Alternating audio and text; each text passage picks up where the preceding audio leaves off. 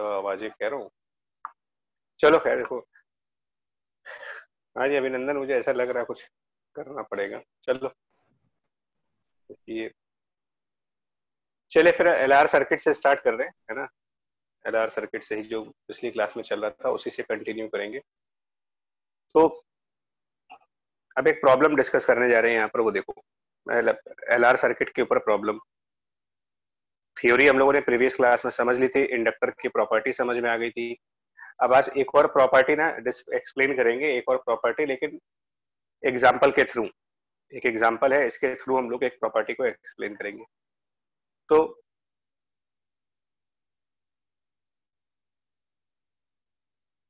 ये कुछ इस टाइप का एग्जाम्पल है, और तुम लोगों ने अगर आरसी रिवाइज किया होगा तो फिर मैं बता रहा हूँ फायदा है, और अगर नहीं रिवाइज किया है तो फिर दिक्कत हो जाएगी इसमें। तो ये V वोल्ट की बैटरी है, रेजिस्टेंस R इस तरफ है, रेजिस्टेंस यहाँ पर हम लोग कुछ 2R का मानते हैं, सेल्फ इंडक्टेंस यहाँ पर L का, और एक और स्विच यहाँ पर कनेक्टेड है, दो स्विचेस है, दो स्विच का सर्किट है ये, सॉरी। और इधर की तरफ एक रेजिस्टेंस है, ठीक है। ये रेजिस्टेंस 3R का मान लेते हैं, R 2R 3R। तो ये हमारे लिए स्विच 2 है और यहाँ पर स्विच 1, इस तरीके से। So voltage switch 1, switch 2, resistance R, resistance 2R, self inductance L। और ये आइडियल इंडक्टर है। आइडियल इंडक्टर का मतलब इसका खुद का कोई रेजिस्टेंस नहीं लेंगे, जीरो रेजिस्टेंस है इसके अंदर, और प्लस यहाँ पर एक 3R का रेजिस्टेंस। तो पहला क्वेश्चन तो इसमें ये है, पहला क्वेश्चन, इनिशियली ये दोनों स्विचेस ओपन है, इनिशियली स्विच 1 एंड स्विच 2 दोनों ही ओपन है, और कहीं पर भी कोई करंट नहीं फ्लो कर रहा है इस टाइम पर, कहीं भी कोई करंट नहीं है। Initially both switches are open, zero current everywhere. Now t equal to zero पे आपसे कहा जा रहा है कि t equal to zero switch 1 closed है, t इक्वल टू जीरो पे स्विच 1 क्लोज्ड, एंड स्विच 2 अभी भी, जो स्विच 2 है वो अभी भी हमारे लिए, स्विच 1 एंड स्विच 2 चले दोनों क्लोज कर देते हैं, switch 1 and switch 2 both are closed t equal to zero पर। तो सबसे पहले तो आप मुझे ये बताओ कि जस्ट आफ्टर पे, जस्ट आफ्टर पे क्या क्या करंट्स फ्लो करेंगी, ये आपका क्वेश्चन है। जस्ट आफ्टर आपको बताना है current I in each branch, जितनी भी ब्रांचेस हैं उनमें कितना कितना करंट फ्लो करेगा।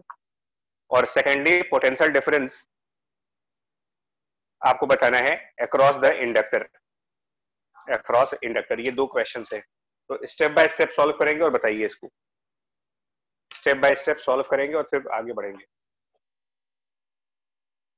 Step by step. कि करंट आई, कहां भाग रहे हो यार, current I in each branch and potential difference across the inductor, ये दो चीजें बतानी है आपको, क्या होगा।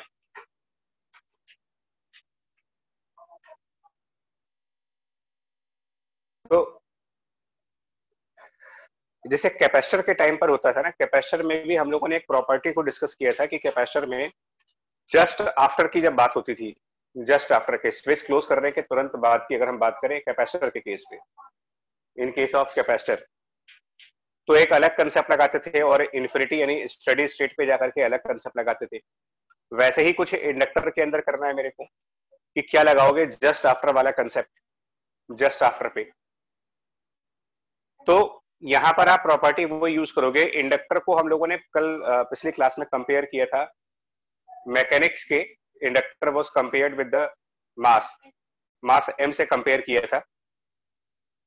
तो थोड़ा सा मैकेनिक्स का प्रिंसिपल फॉलो करो आप, है ना, मैकेनिक्स का प्रिंसिपल में ये फॉलो करो, क्या ये पॉसिबल है कि किसी भी फाइनाइट मास का, किसी फाइनाइट मास का मोमेंटम इंस्टेंटेनियसली चेंज कर दिया जाए, कि मतलब क्या ये चीज मैकेनिक्स में हो सकती है, कभी कोई ऐसी सिचुएशन है जहां पर फाइनाइट मास का मोमेंटम इमीडिएटली, मतलब इंस्टेंटेनियसली उसका मोमेंटम जो है वो आप चेंज कर दो, इंस्टेंटेनियसली मोमेंटम की वैल्यू को चेंज किया जा सके फाइनाइट मास के केस में। तो नहीं मिलेगा आपको, reason being F equals to dp by dt, force is equals to dp upon dt। अगर आप मोमेंटम को ऑल ऑफ सडन डिसकंटिन्यू कर देते हो, नहीं मैं इमीडिएट की बात कर रहा हूँ, इमीडिएट, प्रथम इमीडिएट की बात कर रहा हूँ, इंस्टेंटेनियसली, अचानक से, तो मोमेंटम को आप चेंज नहीं कर पाओगे, बिकॉज उसके लिए आपको या तो इम्पल्सिव फोर्स चाहिए, चलो ठीक है मान लेते हैं कि इम्पल्सिव फोर्स चाहिए, यानी बहुत बड़ी फोर्स चाहिए होगी, तब जाकर के मोमेंटम बदल पाएगा, लेकिन नॉर्मल तरीके से नहीं।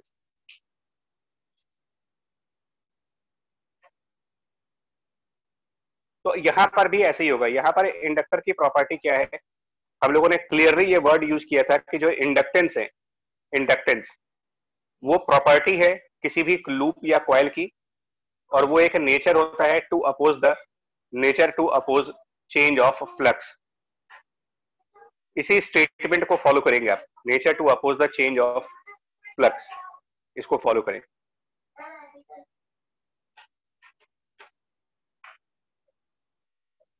एक सेकेंड यार,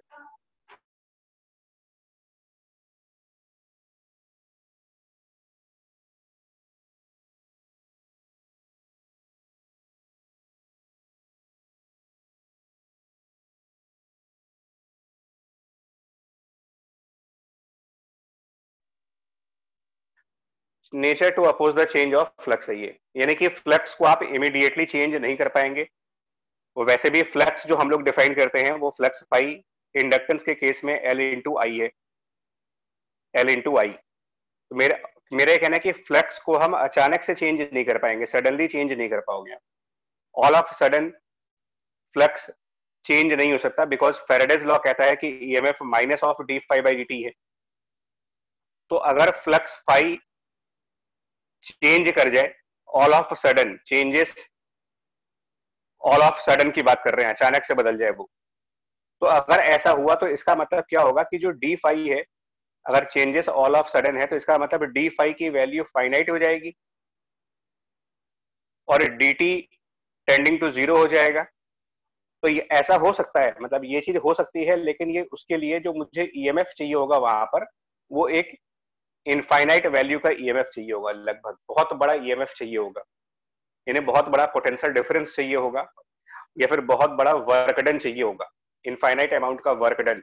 और ये सारी चीजें प्रैक्टिकली पॉसिबल ही नहीं है, मतलब कहीं से भी प्रैक्टिकल पॉसिबल नहीं है ये चीज। सो यही इंडक्टर की प्रॉपर्टी को यूज करोगे न्यूमेरिकल्स में कि सेल्फ इंडक्टेंस जहां पर भी होगा, nature to oppose change of flux, nature to oppose the change of flux, and that means कि फ्लक्स को हम ऑल ऑफ सडन चेंज कर ही नहीं सकते, और flux is self inductance multiplied by current. अब आप इसी कैरेक्टरिस्टिक प्रॉपर्टी को इस न्यूमेरिकल में फॉलो करेंगे। स्विच क्लोज करने से पहले, ये दोनों स्विचेस क्लोज करने से पहले क्वेश्चन के अकॉर्डिंग यहां पर जीरो करंट है, इस ब्रांच में जीरो करंट। तो अगर उस ब्रांच में आई जीरो है, करंट जीरो है, तो flux equal to L into I, flux equal to L into I के हिसाब से यहां पर अभी भी यहां पर फ्लक्स की वैल्यू जीरो है, यहां पर जीरो फ्लक्स है।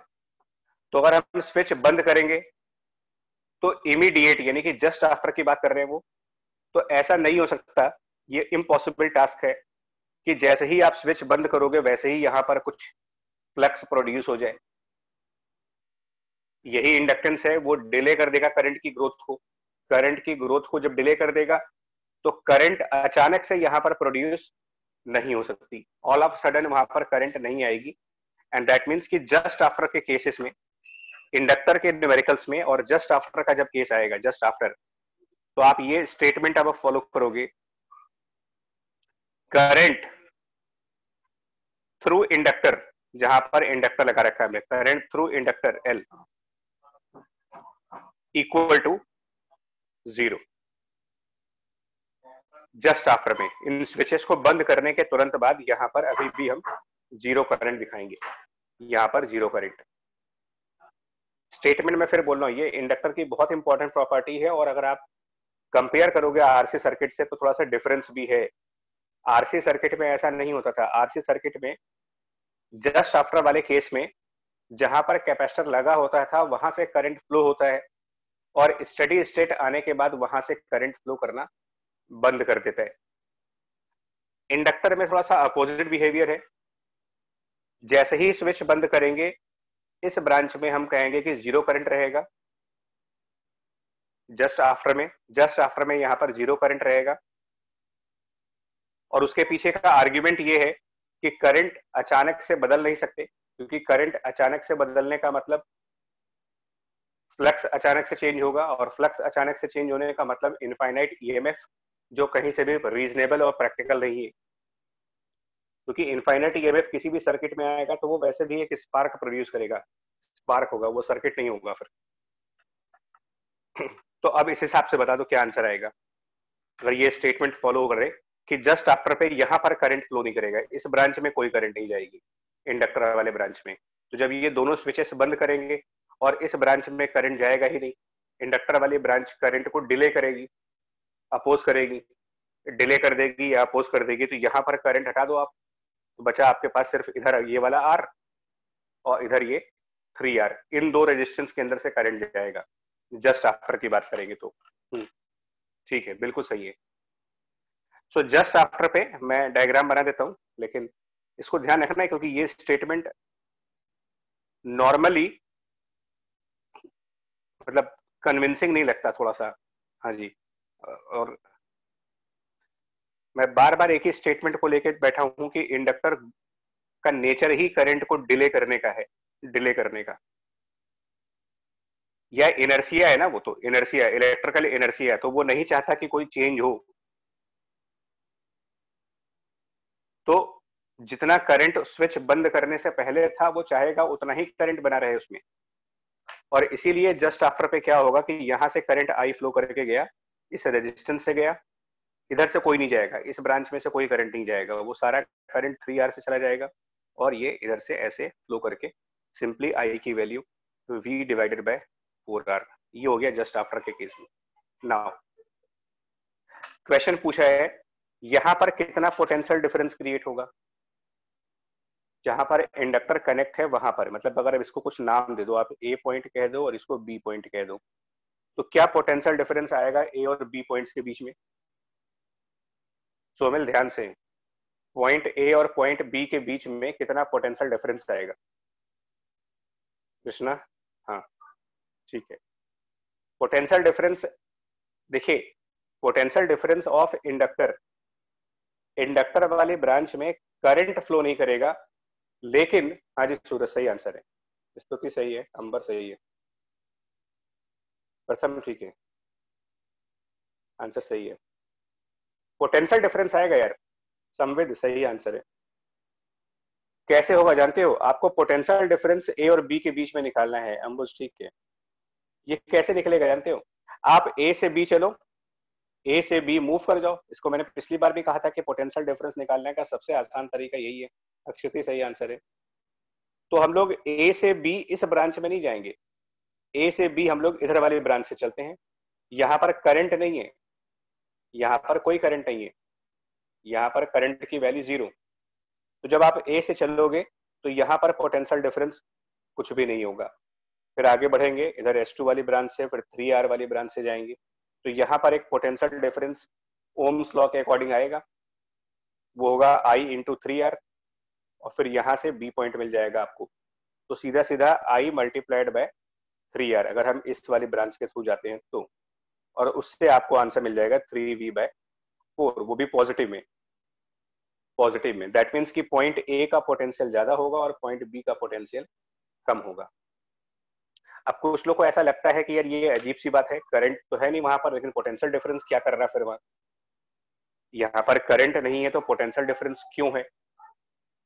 तो ये मैं आपको बता दूं कि एक्चुअल में मैं क्या कह रहा हूँ कि इस ब्रांच में करंट 0 है, मतलब अगर हम इसकी ब्रांच की करंट को स्मॉल आई से डिनोट करें तो स्मॉल आई 0 है, लेकिन di/dt 0 नहीं है, क्योंकि पोटेंशियल डिफरेंस तो आप L इंटू di/dt की बात करते हो ना, तो L di/dt इसकी वैल्यू 3V/4 है, I 0 है। तो ये तो मैथ भी कहता है आपसे, यार मैथ में नहीं पढ़ते हो आप कैलकुलस में, कि अगर वेरिएबल 0 है तो क्या कोई ऐसी गारंटी ले सकता है कि उसका डेरिवेटिव भी 0 आ जाएगा? I 0 है, बट I का डेरिवेटिव वो नॉन जीरो है, तो ये तो किसी भी फंक्शन के साथ हो सकता है, मैथ्स में कोई भी फंक्शन ले लो आप, साइन एक्स ले लो, एक्स इक्वल टू 0 पर वैल्यू साइन एक्स की 0 हो जाएगी, लेकिन उसके डेरिवेटिव यानी कॉस एक्स की वैल्यू 1 हो जाएगी। सो ये आप दिमाग से मिसकंसेप्शन हटा देना कि अगर करंट इंडक्टर में 0 है तो उसका पोटेंशियल डिफरेंस भी 0 होगा, क्योंकि इसका पोटेंशियल डिफरेंस करंट की डेरिवेटिव पर डिपेंड करता है, करंट की वैल्यू पर डिपेंड नहीं करता, वो डिपेंड करता है करंट की डेरिवेटिव की क्या वैल्यू है, उसके डिफरेंशिएशन की क्या वैल्यू है, उस चीज से डिसाइड होता है इंडक्टर का पोटेंशियल डिफरेंस। सो इवन अगर आई 0 है तो भी हम इंडक्टर में पोटेंशियल डिफरेंस मिलेगा मुझे। ये इसका आंसर आ गया। चलिए अब जस्ट आफ्टर था। नाउ अब आप इनफाइनाइट टाइम बाद यानी कि स्टेडी स्टेट आने के बाद अब आप बताओ, जब ये इनफाइनाइट टाइम हो गया यानी स्टेडी स्टेट आ जाएगा यहाँ पर, तब इन ब्रांचेस में क्या करंट फ्लो करेगी, ये अगला क्वेश्चन है इसकी का। इसी से रिलेटेड हमारा नेक्स्ट क्वेश्चन है, find the current at steady state. Find current at T equal to infinity कह दो, लॉन्ग टाइम कह दो, इसमें से कोई भी वर्ड यूज कर सकते हो, या फिर स्टडी स्टेट कह दो, इनमें से कोई भी नाम दे दें कि क्या सिचुएशन है। Find current eight steady state. तो अब इसमें वो वाला कंसेप्ट लगाएंगे कि इंडक्टर, पिछली बार भी कहा था कि इंडक्टर करंट को डिले ही करता है, वो करंट की वैल्यूज को चेंज नहीं करेगा। मतलब करंट की जो वैल्यूज हैं वो तो सर्किट की रेजिस्टेंसेस डिसाइड करेंगी। हाँ जी श्रेयस, ठीक है, इस सर्किट के जो रेजिस्टेंसेस है ना वो डिसाइड करेंगे कि कितना करंट आना है। इंडक्टर सिर्फ उस करंट की वैल्यू को वहां तक पहुंचने में डिले, टाइम लैग, थोड़ा सा वो चीज को लेंदी कर देगा और कुछ नहीं कर सकता इंडक्टर। तो अब आप बता दो क्या आंसर आएगा स्टडी स्टेट के टाइम पर। स्टडी स्टेट का मतलब एक नॉर्मल सर्किट सॉल्व करना होगा, सिंपल रेजिस्टेंस वाला। उस समय इंडक्टर से कोई मतलब नहीं आपको, इंडक्टर का जो काम था उसने कर दिया, उसको करंट्स को डिले करना था, डिले हो चुका है। मैंने पिछली बार भी कहा था कि डिले कर सकते हो, खत्म नहीं कर सकते उसको आप, है ना। तो यहाँ पर भी स्विच 2 बंद हो गई और यहाँ पर स्विच 1। अब आप नॉर्मल तरीके से करिए इसको, बिल्कुल नॉर्मल तरीके से। इससे इंडक्टर का कोई काम नहीं है, ये इंडक्टर का कोई काम नहीं, इसको इग्नोर करके चलो। स्टडी स्टेट पर इंडक्टर को इग्नोर कर देते हैं। तो नॉर्मल क्या होगा, यहां से करंट गया, इस ब्रांच में करंट जाएगा, और अब फाइनली यहां पर भी करंट आएगा और फाइनली यहां पर भी करंट आएगा। हाँ जी सोमिल, फाइनली इन दोनों में करंट आएगा। कैपिटल आई एक्चुअल में डिवाइड हो जाएगा इन दोनों में, बट कैपिटल आई निकालने के लिए तो हम सिंपली क्या करेंगे, V डिवाइडेड बाय जो इसका इफेक्टिव रेजिस्टेंस आएगा ओवरऑल। तो ये 2R और 3R पैरेलल में, इससे कोई मतलब नहीं है रह गया। स्टडी स्टेट पर इंडक्टर को सिंपल वायर मानना है, सिंपल वायर, और कुछ नहीं करना है इसको।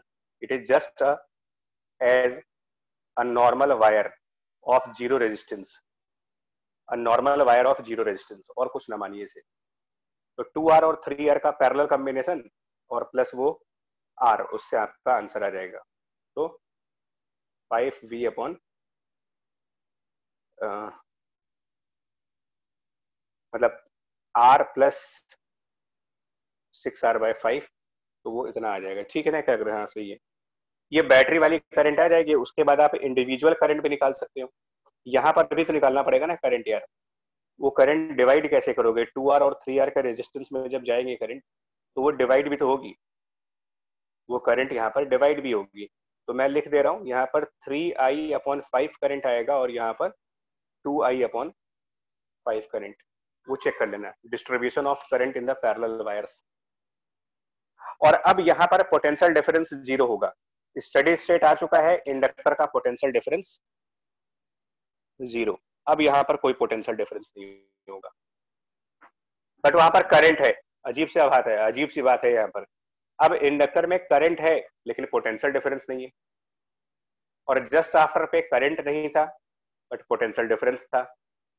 तो ये डिफरेंस इसीलिए है कि पोटेंशियल डिफरेंस di/dt से डिसाइड होता है, आई से डिसाइड नहीं होता है, करंट से डिसाइड नहीं होगा। वो उसकी डिफरेंशिएशन से डिसाइड होता है कि कितना पोटेंशियल डिफरेंस इंडक्टर के पार्ट पे जाएगा। चलिए, ये हो गया स्टडी स्टेट वाला पार्ट। नाउ अगला क्वेश्चन ध्यान से सुनने वाला है, इस इंडक्टर में current as a function of time क्या होगा? Current in inductor as function of time, ये थोड़ा सा ध्यान से सुनने वाला पॉइंट है, एज फंक्शन ऑफ टाइम। और मैं आरसी सर्किट का कंसेप्ट यूज करने जा रहा हूं, तो मैं डिराइव नहीं करूंगा, मैं जस्ट यूज करूंगा। तो देखिए, कोई भी इंडक्टर हो, कोई भी इंडक्टर किसी भी सर्किट में लगा हो, कैसे भी सर्किट के अंदर इंडक्टर अगर लगा है, तो आप उसको एक जनरलाइज फॉर्म ये कह सकते हो कि current should be equal to I, जो उसमें फाइनल फ्लो करेगा, bracket 1 minus E raise to the power minus T over tau. ये आरसी सर्किट के सिमिलर बोल रहा हूं मैं आपसे, कि जितने भी इंडक्टर्स होते हैं वो चाहे कैसे भी सर्किट के अंदर हो, मतलब कैसे भी सर्किट का मतलब सिंपल सर्किट हो, या फिर कई सारे रेजिस्टेंस वाला सर्किट हो, या फिर एक रेजिस्टेंस वाला सर्किट हो, दो बैटरी वाला सर्किट हो, सर्किट तो किसी भी तरीके के हो सकते हैं। बट एक कॉमन चीज है, एक कॉमन चीज इंडक्टर के लिए हमेशा रहेगी कि करंट इंडक्टर का हमेशा इसी एक्सपोनेंशियल इक्वेशन के थ्रू कैलकुलेट होता है। करंट ऑफ इंडक्टर आप हमेशा इसी इक्वेशन से पाओगे किसी भी सर्किट में। तो फाइनल करंट क्या है पहले आपको ये पता होना चाहिए। हम लोग कैलकुलस फॉलो नहीं करेंगे, कर भी सकते हो लेकिन जरूरत नहीं है अभी। मैं एक जनरल बात कर रहा हूं आपसे कि इंडक्टर के केसेस में आप करंट को हमेशा इसी फॉर्म का मिलेगा, यही फॉर्म करंट की आएगी, एक्सपोनेंशियल फॉर्म। आपको दो चीजें वहां पर कैलकुलेट करनी है बाय द ऑब्जेक्टिव मेथड, उसमें से एक है फाइनल करंट और एक ये टाइम कांस्टेंट। तो फाइनल करंट कितना है देखो, फाइनल करंट, तो फाइनल करंट तो अभी निकाला ना हम लोगों ने, स्टेडी स्टेट करंट तो निकाला है कि स्टेडी स्टेट जब आ गया तो उस इंडक्टर के थ्रू, स्टेडी स्टेट पर इस इंडक्टर के थ्रू जो करंट है, एकाग्र जी वो वाली करंट नहीं होगी, ये करंट इन इंडक्टर की बात हो रही है, बैटरी से नहीं। इंडक्टर जिस ब्रांच के अंदर है उस ब्रांच में क्या करंट है, तो इस ब्रांच में करंट है 3I/5, और I यहाँ पर 5V/11R था, तो उसका 3/5 करोगे तो 3V/11R, तो यहाँ पर 3V/11R। अच्छा ठीक है। Now 1 minus e to the power minus T over tau. अब टाउ क्या होगा यहाँ पर, तो टाउ निकालने के लिए मैं आपको एक बार स्टेटमेंट देता हूँ कि टाउ क्या होगा। कंपेयर करो जरा पिछले क्वेश्चन में जो रिजल्ट आया था ना, लास्ट क्लास का जब आपका रिजल्ट आया था, तो यहाँ पर लास्ट क्लास में जब डेरिवेशन की गई थी, तो यहाँ पर जो टर्म आया था टी के साथ, वो आर, टी के साथ आर निकला था, टी के साथ आर था, और डिनोमिनेटर में एल था, यानी कि इंडक्टेंस। तो होगा क्या कि जो टाइम कांस्टेंट टाउ है, टाउ वो रेशियो है inductance to the resistance L/R।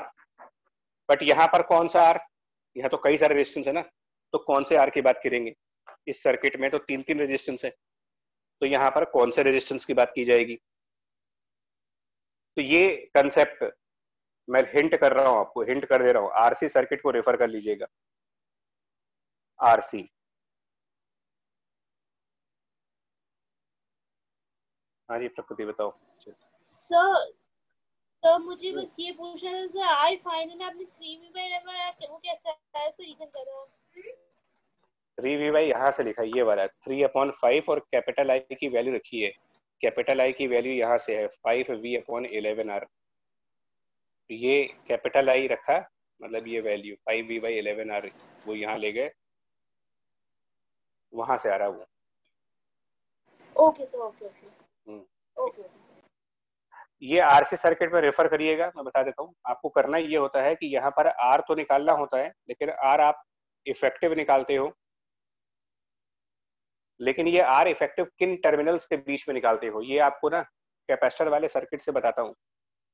Capacitor के टाइम पर मैंने ये कहा था, और यहाँ पर भी वो चीज होती है कि हम लोग क्या करते थे, जहां पर बैटरी होती है उसको वायर मानते हैं, जो बैटरी वाला पोर्शन है उसको वायर मान लेते थे, और जहां पर कैपेसिटर था वहां पर हम लोग बैटरी एज्यूम करते थे। तो ये काम भी आपको ऐसे ही करना पड़ेगा।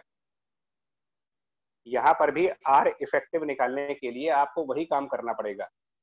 आपको क्या करना होगा कि बैटरी जहां पर है उसको वायर मानना पड़ेगा, इसको वायर, और यहाँ पर एक बैटरी इंसर्ट करो, यहाँ इमेजिन करो कि यहाँ पर एक बैटरी है, और तब इस सर्किट का इक्विवेलेंट रेजिस्टेंस क्या बनेगा। तो ये आर इफेक्टिव अक्रॉस इंडक्टर, क्या मतलब हुआ देखो, हम इस सर्किट का इक्विवेलेंट नहीं निकालेंगे,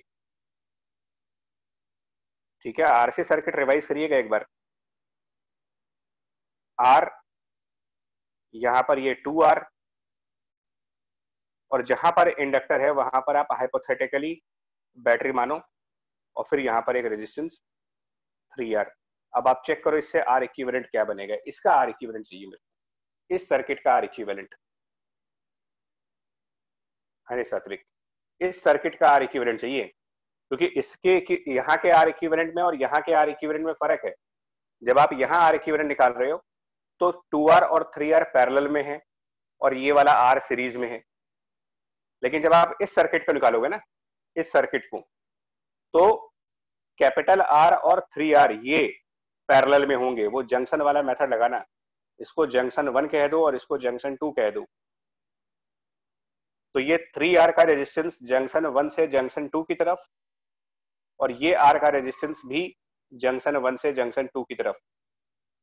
तो ये रेजिस्टेंस और ये रेजिस्टेंस सेम जंक्शंस के बीच में कनेक्ट हो गए, तो ये R और ये 3R ये हुए पैरेलल में, ये पैरेलल में हुए, तो इनका हो गया 3R/4, और प्लस ये 2R सीरीज में।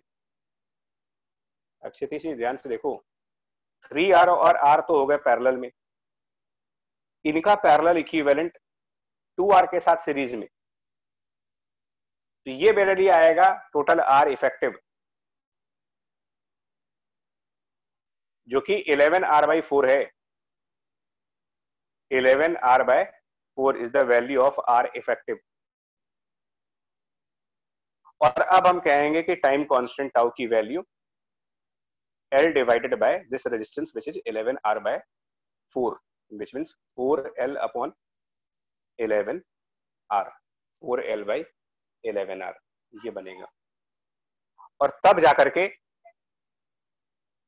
के आप फाइनल आंसर पे आ पाओगे कि yes, current in the inductor will be, current I in the inductor equals to 3V/11R final current, and 1 minus e raised to the power minus t over time constant which is 4L divided by 11R। ये इसका final answer बनेगा। ये current in the inductor as a function of time होगा।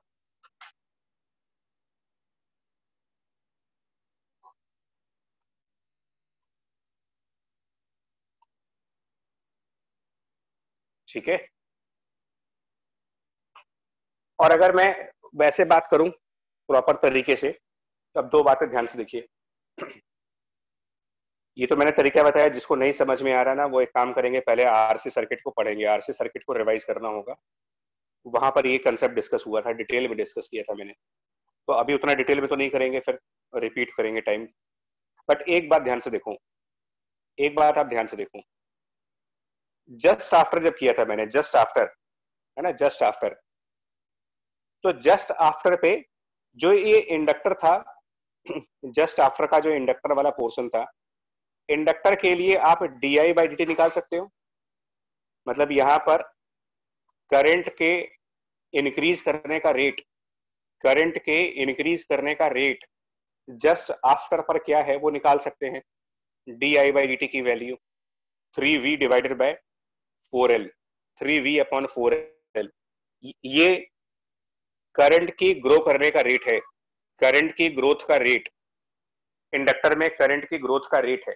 But ये rate, इस rate पर current starting में grow करेगी, आगे चल करके करंट की ग्रोथ का रेट कम होता जाता है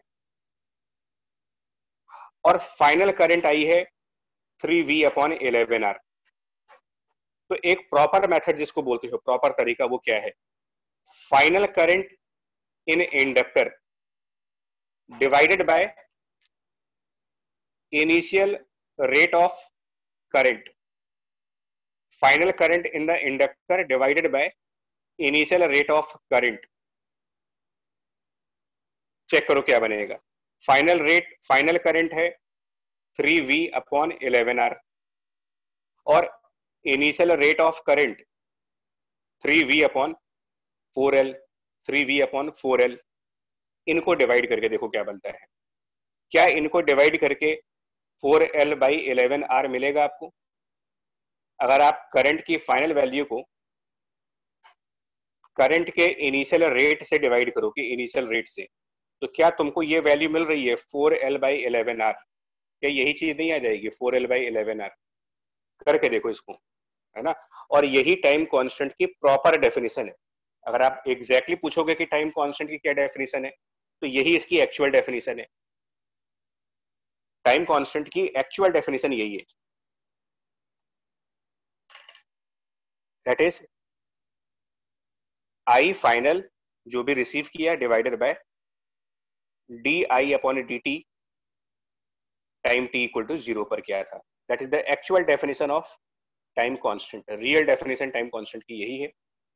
बट क्या है कि ये सब डिफरेंशिएशन के चक्कर में कोई पढ़ना नहीं चाहता, स्टूडेंट्स को अच्छा नहीं लगता, तो वो रेजिस्टेंस वाला कंसेप्ट फॉलो करने लगते हैं कि इक्विवेलेंट निकाल देंगे। तो निकालो इक्विवेलेंट, मैंने मना नहीं कर रहा हूँ, बट अगर आप इक्विवेलेंट रेजिस्टेंस के मेथड से जाना चाहते हो तो फिर ये ध्यान रखना कि इक्विवेलेंट रेजिस्टेंस गिवन बैटरी के अक्रॉस नहीं आएगा। इसके अक्रॉस निकालोगे तो गलत हो जाएगा आंसर। इक्विवेलेंट रेजिस्टेंस अगर निकालना है फिर तो आप इंडक्टर के अक्रॉस निकालिए, यानी यहां पर बैटरी मान करके निकालिए, तब आंसर सही आएगा।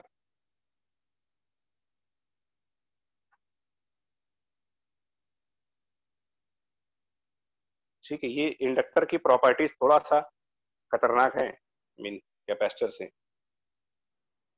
नाउ क्वेश्चन का थर्ड पार्ट, वो कह रहा है कि आफ्टर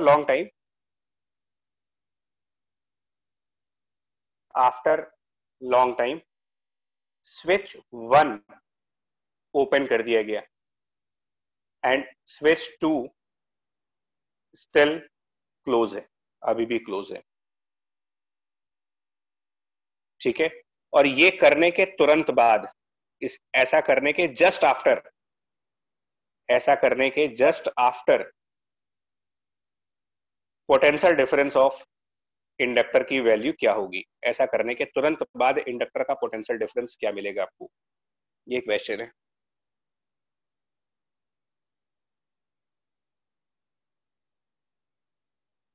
सात्विक, बैटरी मानने का देखो मैंने कहा लॉजिक नहीं है कोई, वो एक आंसर लाने का तरीका है। बैटरी मानना कोई लॉजिकल पार्ट थोड़ी है, वो तो सिर्फ ये है कि आंसर ला जाए मेरा, क्योंकि लॉजिकल पार्ट पे आप जाओगे तो फिर ये है।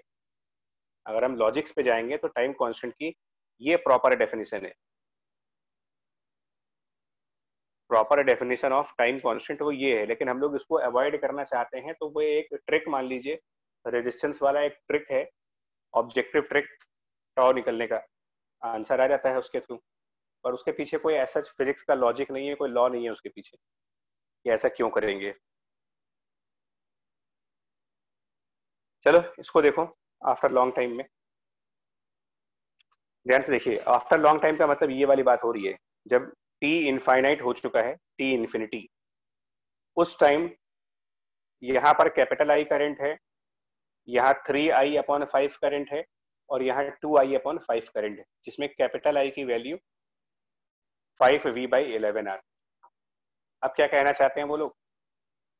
ये वाला स्विच ओपन करो, पहला वाला, इसको खोल देते हैं, इसको ऑफ कर देते हैं, इस स्विच को ओपन कर दो, मतलब ये पावर सप्लाई हटा दीजिए, पावर सप्लाई ऑफ कर दीजिए। स्विच 1 ऑफ करना मतलब बैटरी को ऑफ कर दो। तो बचा हुआ सर्किट ये बचा, अब आपके पास कितना सर्किट बचा? 2R, L और 3R, ये तीन बचे आपके पास। तो यहाँ पर ऑन कर रहे हैं लेकिन यहाँ पर ऑफ कर रहे हैं, ये स्विच ओपन कर रहे हैं, बट ये वाला स्विच अभी भी क्लोज है। अभी भी ये बंद है, तो यहाँ पर तो सर्किट पूरा है, कंप्लीट सर्किट है, क्लोज पाथ है। तो कह रहे हैं कि पोटेंशियल डिफरेंस यहाँ पर कितना बनेगा, इंडक्टर के अक्रॉस क्या पोटेंशियल डिफरेंस आएगा। ठीक है, तो सर्किट में फिर से दिखा रहा हूँ, 2R बचेगा, L बचेगा और 3R बचेगा, 2R, L और 3R। तो अब सर्किट में क्या हुआ देखो, मतलब ये तो ओपन कर दिया गया, यहाँ वाला स्विच तो ओपन हो गया,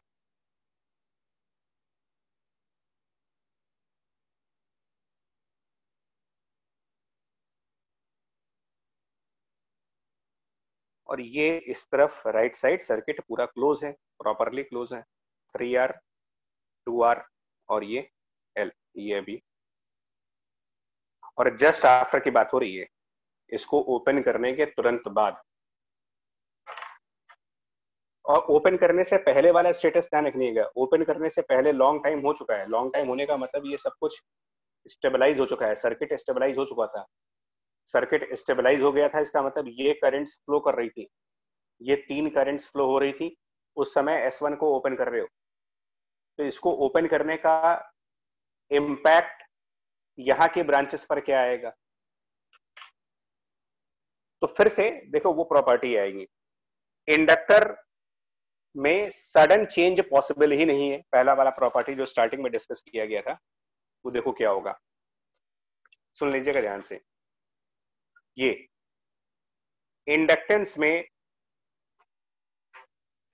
मतलब flux can not change all of sudden, देखिए ये चीज पॉसिबल ही नहीं है कभी। फ्लक्स सडनली चेंज कभी नहीं होना चाहिए, सडन चेंज फ्लक्स में आना नहीं चाहिए, और flux is equal to self inductance multiplied by the current. तो इंडक्टेंस जहां पर भी होगा वो करंट के चेंज को हमेशा डिले कर देगा। देखिए करंट के चेंज को आप रोक नहीं पाओगे, बट डिले कर सकते हो, है ना, डिले मतलब थोड़ी देर के लिए उसको अवॉइड कर सकते हैं।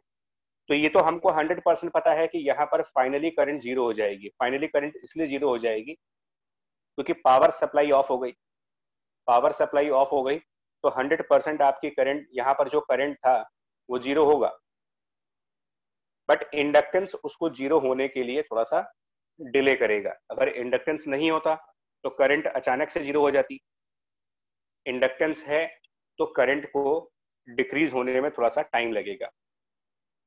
तो ये जो करंट थी ना 3I/5, 3I/5 है ना, करंट की वैल्यू 3I/5, जिसको सॉल्व करके आया था 3V/11R। तो ये करंट 3V/11R ये अचानक से कम नहीं होगा। सो जस्ट आफ्टर की जब आप बात करोगे तो जस्ट आफ्टर पे ये 3V/11R ही फ्लो करेगा, उतना ही करंट फ्लो करेगा इधर। लेकिन अब इस करंट का पाथ क्या होगा, क्योंकि यहां तो ओपन है तो इधर से तो करंट जाएगा नहीं, तो करंट जाएगा आपका इस 3R वाली साइड से, यानी यहां पर करंट फ्लो करेगा 3V/11R। जबकि इस 3R के रेजिस्टेंस में पहले जो करंट फ्लो हो रहा था वो 2I/5 था, यानी कि 2V/11R था। यानी कि इंडक्टर की प्रेजेंस की वजह से ये जो 3R रेजिस्टेंस आपको दिख रहा है, इसका करंट अचानक से बदल गया। इसलिए बदल गया क्योंकि इस ब्रांच में कोई इंडक्टेंस नहीं है। तो जिस ब्रांच में इंडक्टेंस नहीं है वहां पर तो current all of sudden change हो सकता है, ऑल ऑफ सडन चेंज हो सकता है। लेकिन जिस ब्रांच में इंडक्टेंस लगा होगा, देखिए ये दो पैरेलल ब्रांचेस हैं, एक विदाउट इंडक्टेंस, एक विथ इंडक्टेंस। तो जो भी ब्रांच आपकी इंडक्टेंस के साथ होगी उसमें जितना करंट फ्लो हो रहा था ऑल ऑफ सडन में उसमें कोई चेंज नहीं आएगा, सेम करंट आप यहां पर कंटिन्यू करोगे, सेम करंट। लेकिन जो इंडक्टेंस फ्री ब्रांच है, जहां पर इंडक्टेंस नहीं है, वहां पर करंट सडन चेंज हो सकता है, क्योंकि वहां पर ऐसा कोई इनर्शिया नहीं है, ऐसा कोई इनर्शिया वहां नहीं है जो चेंज ऑफ करंट को अपोज कर पाए, रोक पाए उसको। तो चेंज ऑफ करंट वहां पर अलाउ कर दिया जाएगा। तो यहां पर करंट हमारा चेंज हो गया 3V/11R, और यहां पर अभी भी इतना रहेगा। ये सिचुएशन बनेगी जस्ट आफ्टर के टाइम पर, जस्ट आफ्टर के टाइम। ठीक है जी, जस्ट आफ्टर के टाइम की बात कर रहा हूं फिर से, अब ध्यान से सुनिए।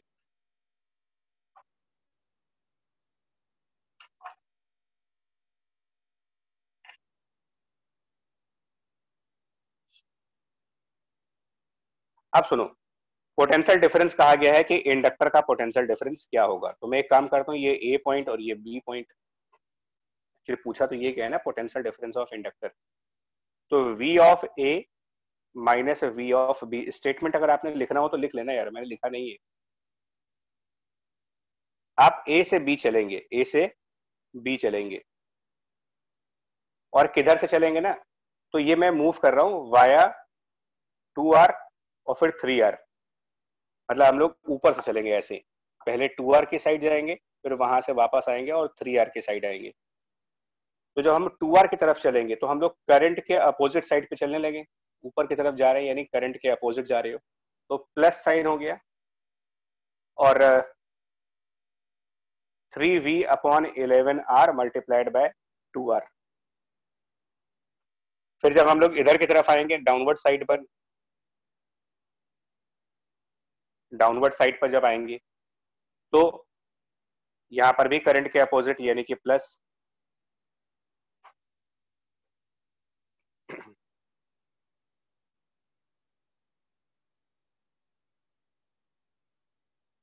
नहीं गड़बड़ हो गया, गड़बड़ हो गया श्रुति, गड़बड़, हाँ sorry, minus, actually minus minus होगा यार, सॉरी, मेरे को करंट के अपोजिट चल रहे हैं, माइनस साइन होगा, माइनस, और यहाँ पर भी माइनस होगा, यहाँ पर भी। तो ये माइनस में कितना आ जाएगा यार, इसकी वैल्यू यहाँ पर भी करंट के अपोजिट आएंगे, तो ये 3V/11R इंटू 3R।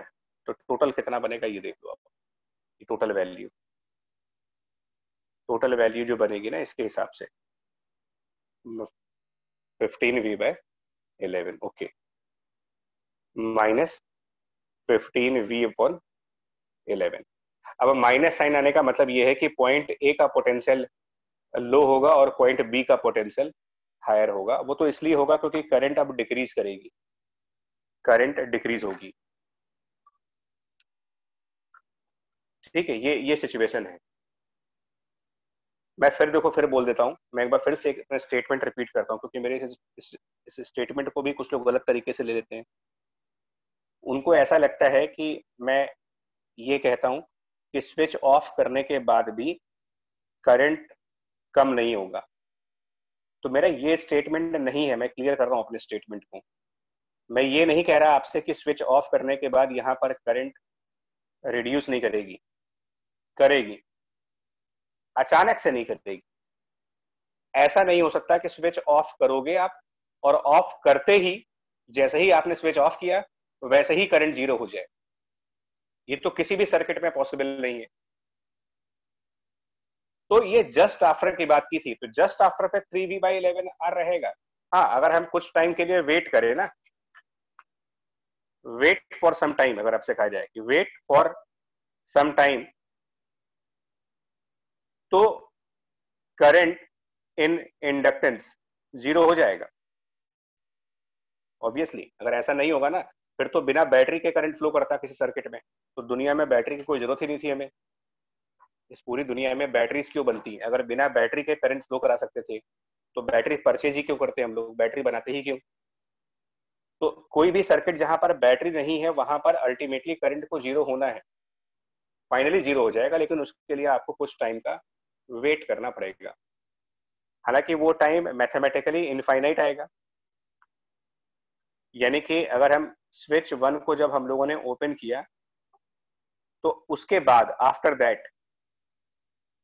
दैट ये डिके ऑफ करंट का एग्जांपल होगा, करंट रिड्यूस करना स्टार्ट कर देगी। तो आप करंट की इक्वेशन डिके वाली लगाना, डिके वाली, और डिके वाली इक्वेशन जानते हो क्या होगी? करंट 3V/11R से स्टार्ट होगी यहां से, और डिके वाले के टाइम पर वो 1 माइनस करके कुछ नहीं आता, सिंपली एक्सपोनेंशियल टर्म आ जाता है, decay of current, e raised to the power -t/11। Tau, यहाँ पर डिके ऑफ करंट का एग्जांपल है। और यहाँ पर टाउ कितना होगा, इसके अंदर वो जो टाउ यूज करेंगे वो कितना होगा,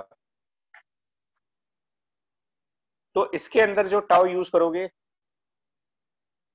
वो सेल्फ इंडक्टेंस डिवाइडेड बाय, अब ये कॉम्प्लिकेटेड केस नहीं है क्योंकि ये एक नॉर्मल सर्किट हो गया, एक सिंगल लूप सर्किट है, सिंगल लूप सर्किट, इधर से कोई मतलब नहीं है, ये ऑफ है, तो it is a single loop circuit. Single loop circuit में L divided bye R equivalent कर दीजिए, L अपॉन R इक्विवेलेंट। और इस सिंगल लूप सर्किट में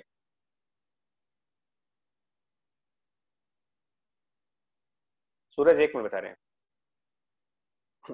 यहां पर 2R प्लस 3R यानी कि 5R। नहीं सूरज देखो, इंस्टेंटेनियस करंट क्यों नहीं चेंज हुआ, या 3R की बात करो जरा, 3R रेजिस्टेंस को देखो सूरज, देखो 3R रेजिस्टेंस की बात करो ना, क्यों नहीं चेंज हो रहा करंट।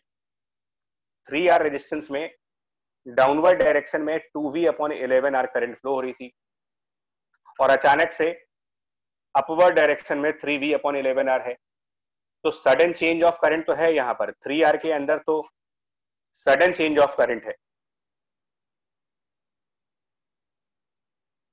क्यों नहीं है, यहां पर बिल्कुल है सडन चेंज ऑफ करंट, यहां पर है,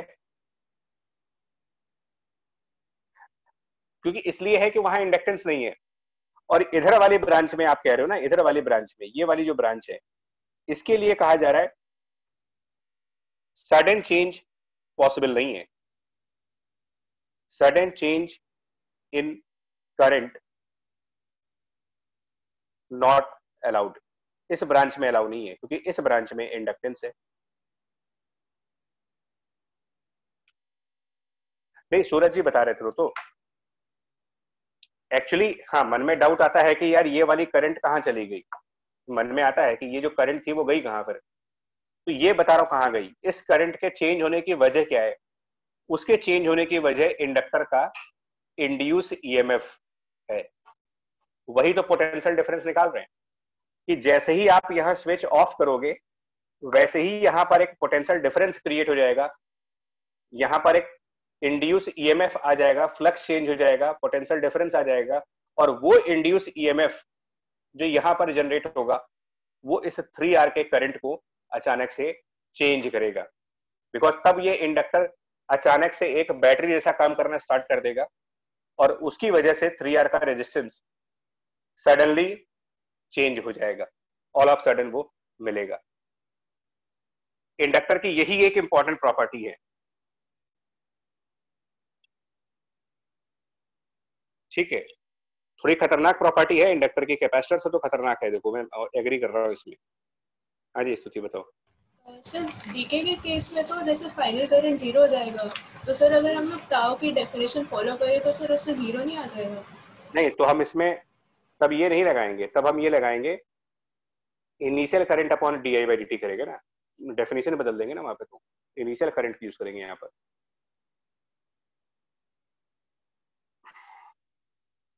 वो तो डेफिनेशन जो एक्चुअल वाली हैं वो सब हम लोग यूज करेंगे, बदल देंगे उन सबको। बट ये जो इंडक्टर की इस एग्जांपल के अंदर मैंने प्रॉपर्टी समझाई है ना, एक ही एग्जांपल अपने आप में बहुत है ये, लेकिन ये समझने के लिए कि इंडक्टर का क्या बिहेवियर होता है, मतलब कुल मिलाकर के वो फ्लक्स की चेंज को मना करता है कि नहीं भाई हम अचानक से नहीं बदल सकते, तो आपको थोड़ा इंतजार करना पड़ेगा, और ये इंडक्टेंस है। मैं इस स्टेटमेंट को कंप्लीट करने के लिए एक दो छोटे एग्जांपल और कंप्लीट देता हूँ इस बात को समझाने के लिए। तो एक एग्जांपल मैं देखो ये लेता हूँ, जैसे हमारा कैपेसिटर में नहीं होता है कि हम डाइलेक्ट्रिक डालते हैं तो कैपेसिटेंस बदल जाती है, के टाइम्स हो जाती है, ऐसा ही हम कुछ ये कह रहे हैं कि हमारे पास एक इंडक्टेंस है एल, है ना, एक इंडक्टेंस है और उसके अंदर कोई करंट फ्लो हो रहा है कैपिटल आई का, और ये एयर है, मतलब एयर है इसके अंदर, एयर जैसे पैरेलल प्लेट एयर कैपेसिटर होता है वैसे ही ये एयर इंडक्टर है, ठीक है। कैपेसिटर में हम लोग डाई इलेक्ट्रिक इंसर्ट करते हैं और यहाँ पर हम लोग एक मैग्नेटिक रॉड इंसर्ट करते हैं, तो नाउ अब मैग्नेटिक रॉड, ये ना आपको उस चैप्टर के अंदर मिलेगा, वो चैप्टर अभी हम लोगों ने पढ़ा नहीं है, जहां पर मैग्नेटिक सब्सटेंस के बारे में बताया गया ना, पैरामैग्नेटिक, डायामैग्नेटिक और फेरोमैग्नेटिक, उनमें ये सब टॉपिक मिलेंगे। तो now a magnetic rod is inserted due to which, ये आप इंसर्शन ऑफ डाई इलेक्ट्रिक के से कंपेयर करना है, insertion of dielectric in the capacitor, उससे कंपेयर करो। So now a magnetic rod is inserted due to which self inductance changes from capital L to n times of L, ठीक है, L से n times of L हो गया। और ये जो इंसर्शन ऑफ रॉड है ना, ये इमीडिएट है, quick, sudden insertion of rod की बात की जा रही है।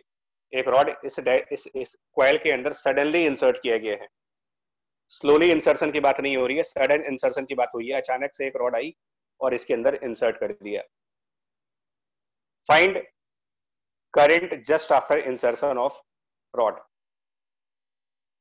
Find the current just after insertion of that magnetic rod. तो क्या आंसर है? इंसर्शन को स्लोली नहीं मानना है, एक सडन प्रोसेस मानना है आपको। अचानक से रॉड को इंसर्ट किया जाएगा, फुल्ली इंसर्शन वाला केस है। तो यहां पर हम स्टेटमेंट ये लगाएंगे, अंबर नहीं, अंबर जी नहीं, सुनो,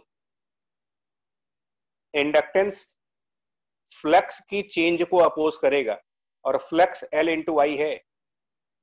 मेरा प्रॉपर स्टेटमेंट सुनना, कुछ मैं इसीलिए बार बार और एग्जांपल दूंगा अभी, कि ऐसा ना हो कि आप कुछ गलत समझ जाओ जो मैं कहना चाह रहा हूं। मैं बार बार एक स्टेटमेंट आपसे कह रहा हूं कि हम लोग फ्लक्स को अचानक से चेंज नहीं कर सकते। आप देखो मैंने यहां पर क्या लिखा हुआ है, flux phi changes all of sudden, not possible. तो अभी तक के न्यूमेरिकल्स में मैंने इंडक्टेंस को वेरी नहीं किया था ना, अभी तक पिछले न्यूमेरिकल में इंडक्टेंस वेरी नहीं हो रहा था, यानी ये कांस्टेंट था, L वाज कांस्टेंट। तो इसलिए कह रहे थे कि अगर फ्लक्स सडन चेंज नहीं हो सकता तो मतलब करंट भी सडन चेंज नहीं हो सकता। हाँ जी प्रथम, लेकिन अब कहानी पलट गई, यहां पर सडन चेंज नॉट अलाउड, ये है। आप स्टेटमेंट को ऐसे समझो, मतलब गलती से भी ना मेरे स्टेटमेंट को आप लोग गलत समझ जाओगे तो गड़बड़ हो जाएगी यार। कंसेप्ट कुछ और बताना चाह रहे हैं और मिसकंसेप्शन ना हो जाए वो। तो अगर यहां पर सडन चेंज हो रहा है, इसको हम क्या कर रहे हैं, एल को, इसको आप n इंटू एल कर रहे हो, वो भी सडनली कर रहे हो। तो फिर आप खुद सोचो करंट के साथ क्या होना चाहिए, अपने आप बताओ, आई के साथ क्या करना चाहिए ताकि लेफ्ट हैंड साइड में कोई फर्क ना आए मेरे। तो लेफ्ट हैंड साइड को एज इट इज रहना है अगर, और इंडक्टेंस मैग्नेटिक रॉड के इंसर्शन की वजह से अचानक से बढ़ गया, अचानक से इंडक्टेंस बढ़ गया, इंक्रीज कर गया, तो अचानक से फिर करंट को कम होना पड़ेगा, ऑल ऑफ सडन करंट को आई बाई एन होना पड़ेगा ताकि इनका प्रोडक्ट चेंज ना करे। तो स्टेटमेंट को बड़ा क्लियर करिएगा, मेरा स्टेटमेंट ये नहीं है कि इंडक्टेंस की लड़ाई करंट के साथ है, इंडक्टेंस की लड़ाई करंट से नहीं है, इंडक्टेंस की लड़ाई फ्लक्स के साथ है। ये अलग बात है कि जहां पर एल कांस्टेंट है वहां पर फ्लक्स के साथ लड़ाई करो चाहे करंट के साथ लड़ाई करो, वो दोनों एक ही लड़ाई मानी जाएगी क्योंकि एल कांस्टेंट है। तो एक्चुअल कंसेप्ट ये है कि फ्लक्स सडनली चेंज नहीं होना चाहिए और चीजें जैसी भी हैं। मैं एक और एग्जांपल देता हूं, इससे और समझ जाओगे, एक और एग्जांपल इसके थ्रू समझ जाओगे। हालांकि इसके अंदर इंडक्टेंस का कॉम्बिनेशन यूज करने वाला हूं, इंडक्टर इन सीरीज कॉम्बिनेशन। तो मैं पहले बता दूं कि इंडक्टर को सीरीज में ऐड करते वक्त काफी कॉम्प्लिकेटेड केसेस बनते हैं। आपके सामने जो न्यूमेरिकल अभी आने वाला है उसमें इंडक्टर को सीरीज में जब ऐड किया जाएगा तो आप नॉर्मल फॉर्मूला रेजिस्टेंस वाला यूज करेंगे, L1 प्लस L2 वाला, है ना। एक्चुअल थ्योरी उसकी बड़ी कॉम्प्लिकेटेड है। तो देखो मैं एग्जांपल आपको देता हूं क्या करना है, ठीक है। मैं एग्जांपल जल्दी से,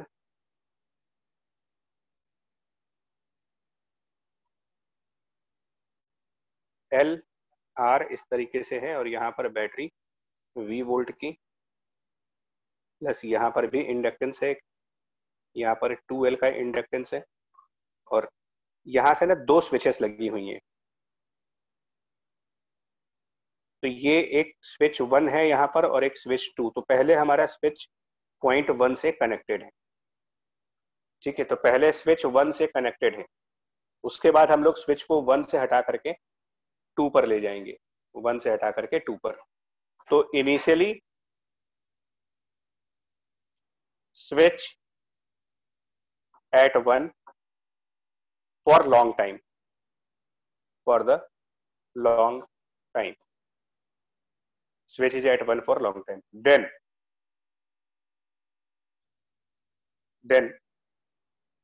shifted to point 2,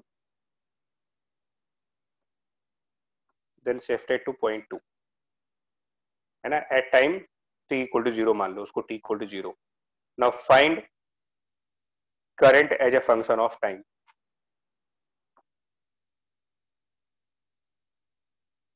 Find the current as function of time.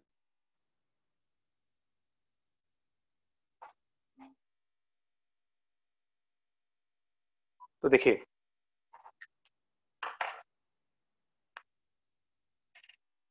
Switch at 1 for the long time मतलब कि स्टेबलाइज हो चुका है सब कुछ।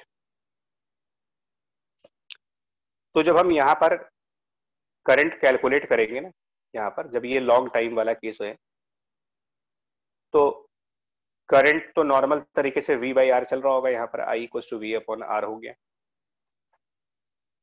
उसके बाद क्या करा, उठा करके स्विच जो है,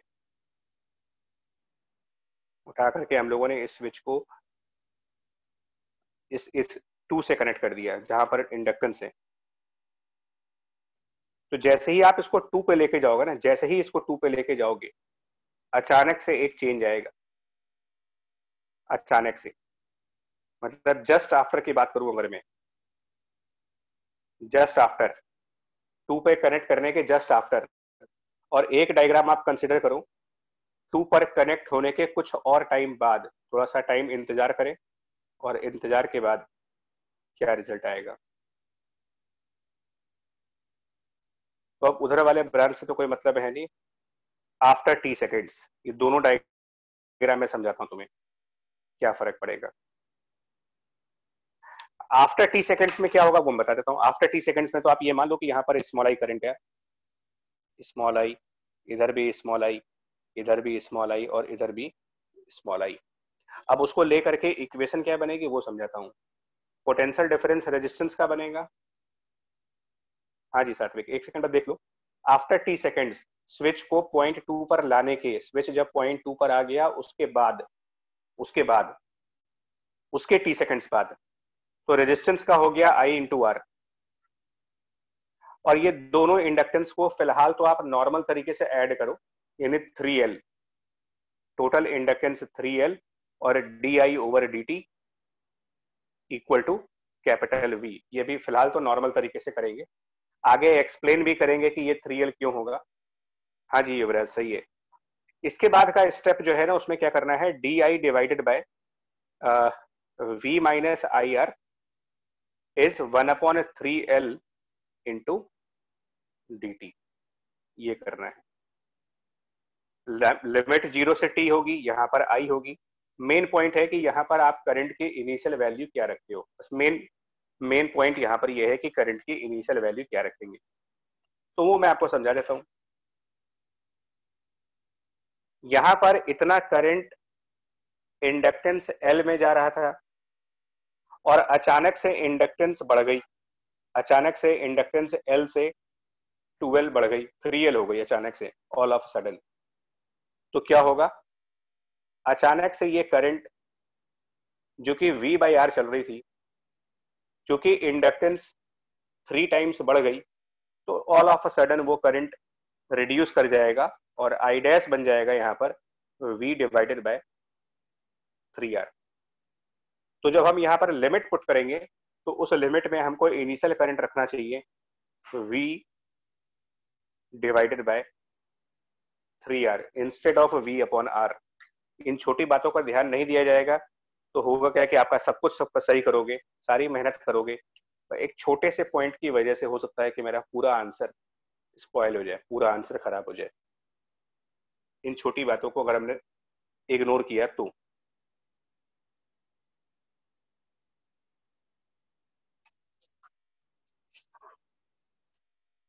और एक पॉइंट ना मैं तुम्हें बस यहाँ पर ये बताना चाहूंगा, एक्चुअली देखो, हाँ खान साहब रुको, खान साहब मैं समझ रहा था अभी डाउट है मैं आप लोग के सारे, तो मैं देखो फॉर मोर क्लैरिटी, अगर आप और क्लैरिटी चाहते हो मेरी बात सुनना, क्या होगा कल का लेक्चर हमको याद करना होगा, पिछला लेक्चर है ना, तिलकराज जी बता रहे हो सुनो, v/3r तो इसलिए है क्योंकि इंडक्टेंस बढ़ गई है। सुनो क्या होगा, मैं तुमको एक क्लैरिटी से समझाता हूँ। एनालॉग समझाया था मैंने तुम्हें पिछली क्लास में, मैंने कुछ एनालॉग बताए थे मैकेनिक्स के साथ, और इलेक्ट्रिसिटी का कुछ एनालॉग डिस्कस किया था। अगर रिवाइज करके बैठे होगे तब तो ठीक है, नहीं बैठे होगे तो फिर हमारी मजबूरी है कि हमें वो पन्ना दिखाना पड़ेगा तुम्हें। तो वो एनालॉग एक बार देखो, ये जो एनालॉग बताए गए थे आपको मैकेनिक्स और इलेक्ट्रिसिटी के। अब मैं आपको ना एक क्वेश्चन समझाता हूँ, क्वेश्चन सुनना। क्वेश्चन ये है कि कोई mass capital M V naught velocity से चल रहा है, ठीक है। सडनली आपसे कहा जाए, suddenly small m is put on capital M, अचानक से स्मॉल एम को कैपिटल एम पर रखा जाए, एक दूसरा मास इसके ऊपर लाए, and both move as one unit, तो क्या करोगे आप जरा समझाओ मुझे, मैकेनिक्स में कंपेयर करो तो समझ में आएगा तुम्हें। क्या होना चाहिए बताओ, जस्ट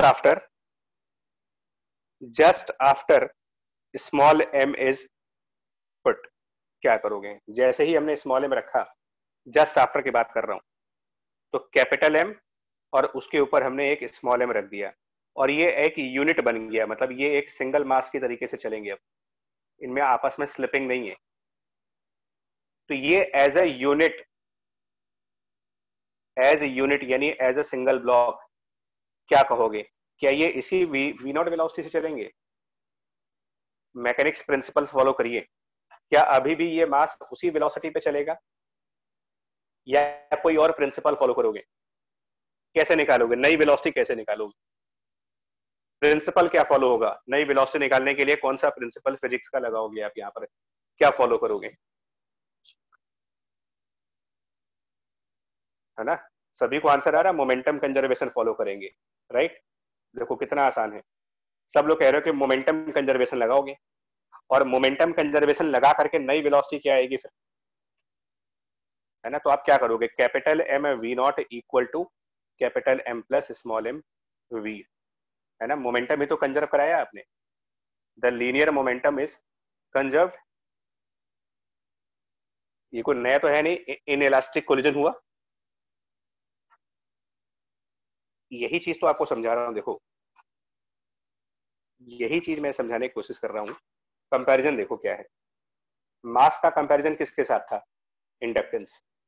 मोमेंटम का कंपैरिजन फ्लक्स। तो अगर आप इसमें क्या कर रहे हो, अचानक से मास चेंज कर रहे हो, सिस्टम का मास वेरी कर रहे हो आप, तो जब आप सिस्टम का मास चेंज करोगे तो करस्पॉन्डिंग वेलोसिटी बदलेगी, क्योंकि मोमेंटम कंजर्व रखना है आपको। तो इसी के बेसिस पर मास को सडनली चेंज करने की बजाय अगर मैंने इंडक्टेंस को सडनली चेंज किया, मास को सडनली चेंज करने की जगह इंडक्टेंस को सडनली चेंज किया,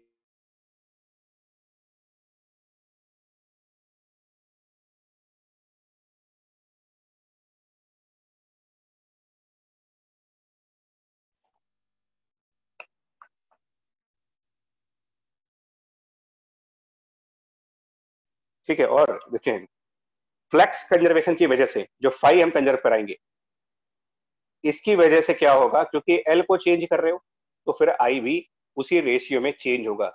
अगर मोमेंटम कंजर्व है तो जितना मास इंक्रीज होगा वेलोसिटी उतनी ही डिक्रीज करेगी।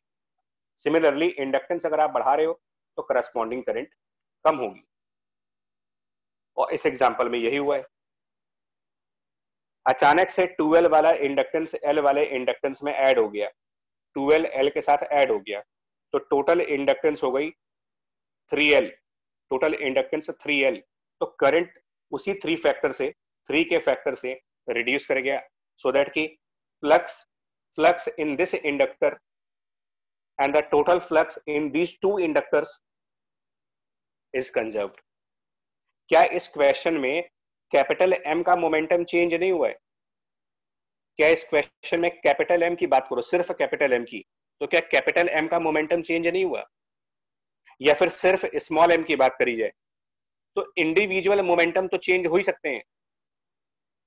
आप कंजर्वेशन किसका लगाते हो, इंडिविजुअल मास का या फिर सिस्टम का? सिस्टम का मोमेंटम कंजर्व कराते हो, सेपरेटली तो दोनों मासेस के मोमेंटम चेंज होंगे। और यही प्रिंसिपल यहां पर भी है कि सेपरेटली यहां पर भी फ्लक्स चेंज होगा, सेपरेटली यहां पर भी फ्लक्स चेंज होगा, बट दोनों इंडक्टेंस को मिला करके, यानी कि पूरे सर्किट का जो इंडक्टेंस है, पूरे सर्किट की इंडक्टेंस, उसके फ्लक्स में सडन चेंज नहीं आना चाहिए। All of sudden total inductance जो होगा, कंप्लीट इंडक्टेंस, उसके फ्लक्स को हमें कंजर्व रखना है। ये है इंडक्टेंस की प्रॉपर्टीज। कंपेयर करोगे आप इस मैकेनिक्स वाले न्यूमेरिकल से। खान साहब क्लियर हुआ डाउट? बताओ।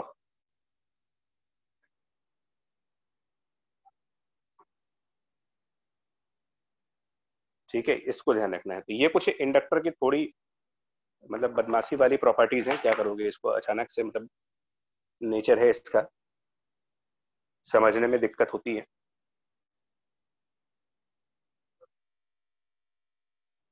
करंट, सात्विक जी, करंट रिड्यूस हुआ है, करंट को स्पीड से कंपेयर किया तो करंट रिड्यूस हो गया अचानक से, all of a sudden. Actually इसमें डाउट ये आता है कि अचानक से करंट बदल कैसे जा रही है ना, ऐसा क्या हो रहा है कि अचानक से करंट कम होती जा रही है, सडनली कैसे कम हो रही है? तो उसका रीजन होता है इनके इंड्यूस ईएमएफ।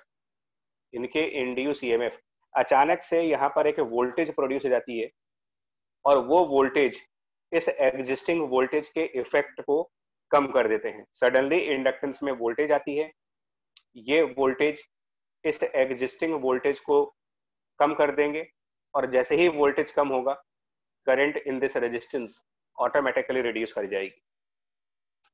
तो ये सब कुछ इंड्यूस ईएमएफ की वजह से है, फैराडेस लॉ के हिसाब से, ठीक है जी, उसकी वजह से हो रहा है। और करंट अचानक से बढ़ भी सकती है, करंट अचानक से कम भी हो सकती है, बट फ्लक्स को आपको मेंटेन रखना है। फ्लक्स को अचानक से चेंज नहीं करा सकते आप, चेंज करा सकते हो लेकिन अचानक से नहीं, टाइम लगेगा उसमें।